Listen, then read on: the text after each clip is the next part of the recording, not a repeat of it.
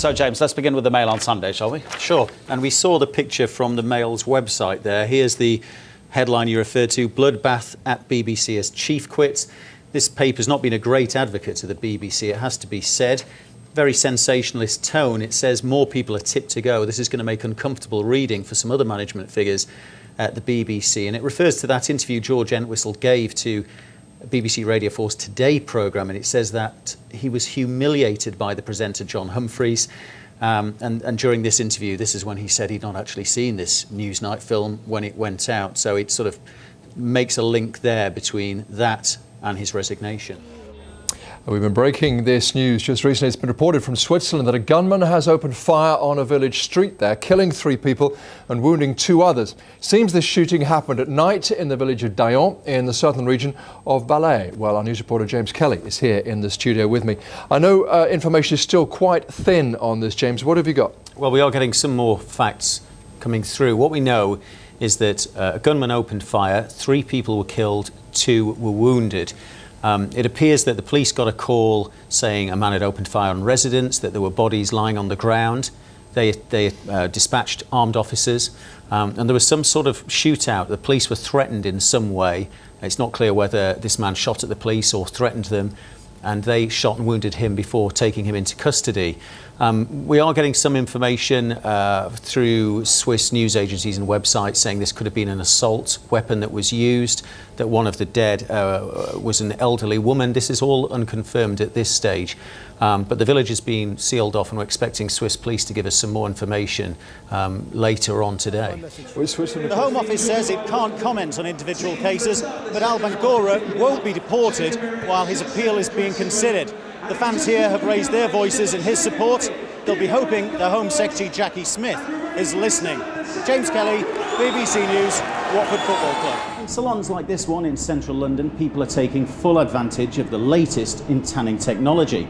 Here they follow the Sunbed Association's code of practice that says sunbeds shouldn't be used by children under the age of 16. But cancer charities and skin experts would like to see a UK-wide ban that would close the door on all under 18s. It's a very difficult case. What you've got here is a hospital trust that thinks that the treatment they're giving to this 9-month-old boy is causing him intolerable pain, a life of suffering. The parents, on the other hand, say that they think that yes, their son is ill, but he may make progress, and they don't want this treatment to be withdrawn. He's on a ventilator. If that's turned off, he'll die within weeks. Yesterday, though, a High Court judge ruled that the child, who can only be known as OT, again for legal reasons, that it was in the best interest that the trust withdraw the treatment.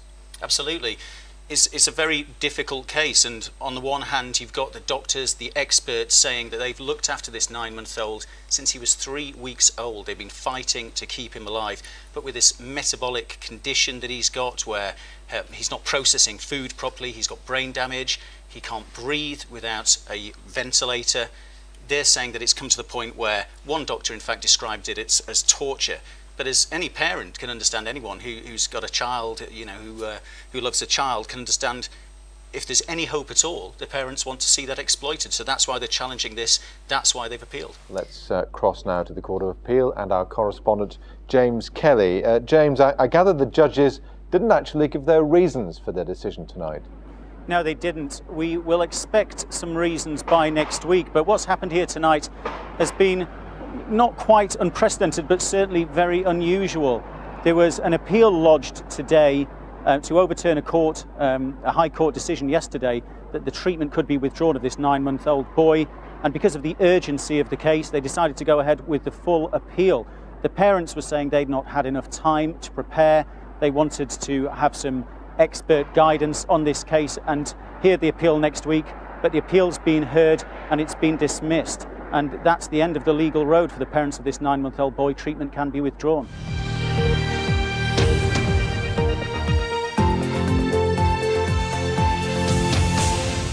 Good morning. First on main news this morning, the UN Secretary-General Ban Ki-moon has called for an immediate end to the conflict between Israel and Gaza, which is entering its 6th day. In one Israeli strike yesterday, 11 members of one family were killed, including several children, bringing the Palestinian death toll to 80. And Hamas militants continue to fire rockets in return. They've killed 3 Israelis and injured many more. Dawn breaks in Gaza with further evidence of this continuing conflict. Overnight, a thunderous explosion lights up the sky. And in a residential neighbourhood in southern Gaza, chaotic scenes as emergency workers respond to the destruction of a 3-storey house, reportedly the result of an Israeli airstrike.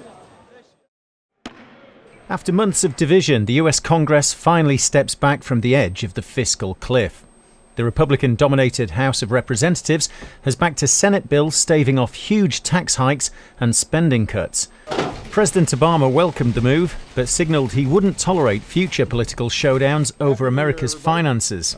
I will not have another debate with this Congress over whether or not they should pay the bills that they've already racked up. During the debate in the House, members from both sides spoke in favour of compromise. This is the time for the House to act. The deal will mean a new higher tax rate for families earning more than $450,000 a year, fewer than 1% of Americans. Unemployment benefits for 2 million Americans will be extended, and more than $100 billion worth of spending cuts will be delayed for 2 months.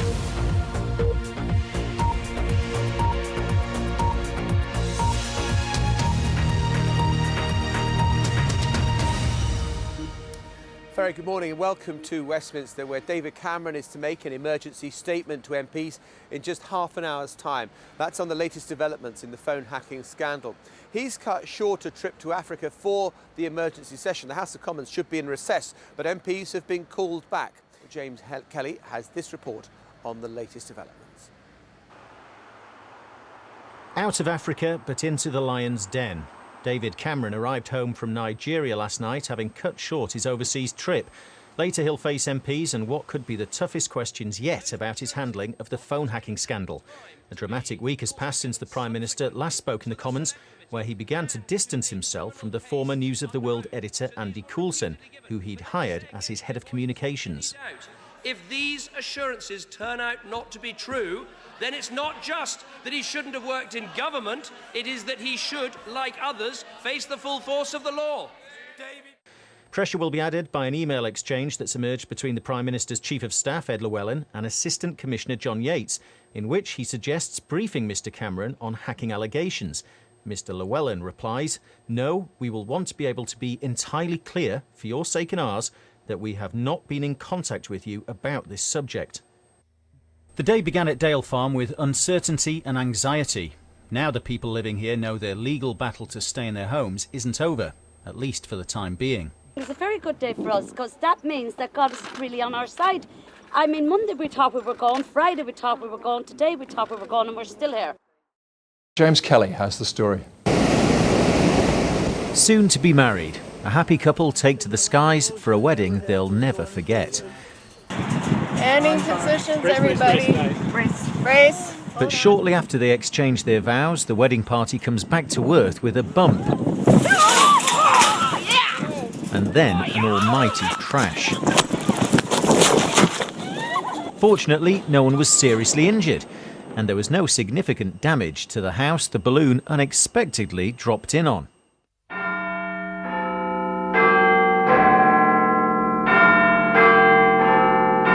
The private investigator at the centre of the News of the World phone hacking allegations, Glenn Mulcair, has apologised for any hurt he's caused. James Kelly has been following the day's developments.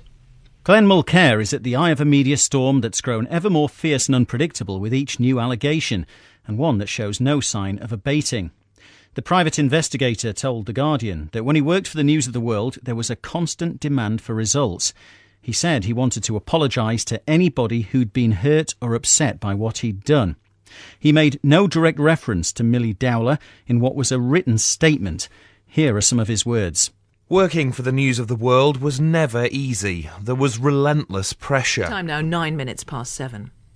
4 members of a gang specialising in fake identities and documents were jailed yesterday. They ran their multi-million-pound operation from Spain. James Kelly's been following the story. And James, this was an operation that ran online. Tell us how it worked. Well, this was a very sophisticated operation. How it worked was there was a website called Confidential Access. people could go to this website and basically get dossiers of information they could use to steal other people's identities. One of the people who was jailed yesterday, Jason Place, a 42-year-old from Kent, he was running the operation from a villa in Alicante in Spain. He had sourced information about Britons with good credit ratings, and these details were being used to create false documents. This is 5 Live. Well, our reporter James Kelly's in Manchester city centre. Our reporter James Kelly is outside Nottingham Jail for us. Our reporter James Kelly is in Sheffield. Our reporter James Kelly is in Tewkesbury. James Kelly is at the court in the capital, Douglas. James Kelly is at Warwickshire Police Headquarters. First, let's get the latest from James Kelly. Well, let's go to one city which does suffer perhaps more than its fair share of such crime, Manchester. James Kelly, our correspondent there. It's 11:51. The Foreign Office says it's investigating reports that a British person has been killed by a polar bear in the Arctic. Our reporter James Kelly is here. What do you know, James? Well, this is a breaking story in the last hour or so, and some of the details are a little sketchy, but it's been reported that 5 members of a British group were attacked by a polar bear during a trip in the far north of Norway, the Svalbard archipelago. That's midway between mainland Norway and the North Pole. One of the group was reportedly killed and the others seriously injured. They've received treatment in hospital and are still receiving treatment in hospital. James Kelly is at the Old Bailey. James, just remind us about this case. Well, you remember, Simon, this was quite a shocking case. Kyan Prince seemed to have a glittering future ahead of him. He was a member of the youth team for Queen's Park Rangers. He was described as a role model with leadership qualities, and he was a valued member of his school. But on May 18th last year, he left the school, the London Academy in Edgware in North London, and he intervened in a play fight between another youth and the defendant in this case, Hanad Hassan. Hanad Hassan produced a knife, grabbed Kyan Prince in a headlock and plunged the knife into him twice, once in the arm and once in the heart, and it was that wound with a 5-centimetre penknife blade that proved fatal. Let's go back to the Mall now, where James Kelly is running around faster than Usain Bolt trying to chat to people. Have you been hobnobbing with the celebs then? Well, I don't want to mention McFly again, Gethin. You love McFly, you just did. It's all about you. Yeah, well, McFly, Claudia Winkleman's been here. We've seen some of the athletes, Jason Gardner, and it's absolutely really gearing up now.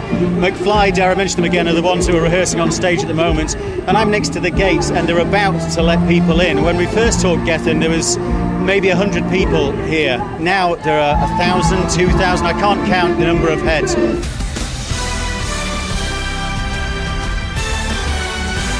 BBC News at 8 o'clock on Saturday, the 20th of July. Good morning, this is James Kelly.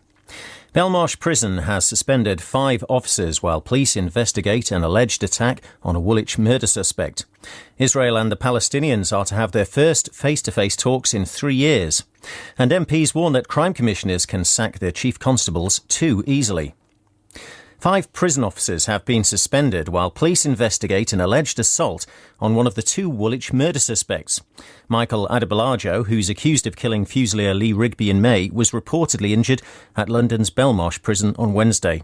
John Andrew reports. It's believed that Michael Adebolajo lost 2 teeth during the incident 3 days ago. Years of conflict. James Kelly reports. This latest humanitarian crisis to hit Darfur is the result of heavy fighting between 2 Arab tribes over gold deposits in the north of the region. The United Nations had previously reported 70,000 people had been displaced. It's now increased that estimate to 100,000. The largest group have congregated in a town where all public offices and schools have been closed to accommodate them. The UN said it had delivered more than 600 tonnes of food to the area, but had been unable to calculate the scale of the conflict because the authorities... It's time for the news with James. This is BBC Radio 6 Music. Murray's epic win makes history. Row reopens over exam grades, and boozy parents warning issued. 6 Music. BBC News, I'm James Kelly. Oh my goodness, he's gone and done it, and he's done it the hard way. He's beaten Novak Djokovic, the defending champion, the second best player in the world, over 5 sets, over 4 hours and 54 minutes. The BBC's Jonathan Overend describing Andy Murray's historic triumph last night. The Scot made tennis history, winning an epic match against Novak Djokovic in the final of the US Open at Flushing Meadows.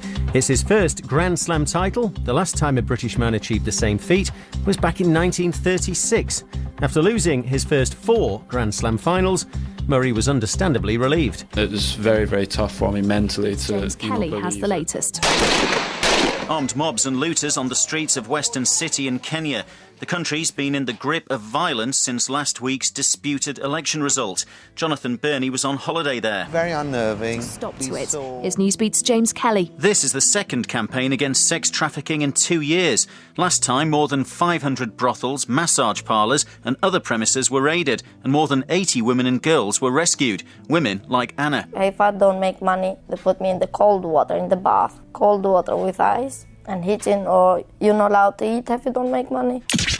Newsbeat.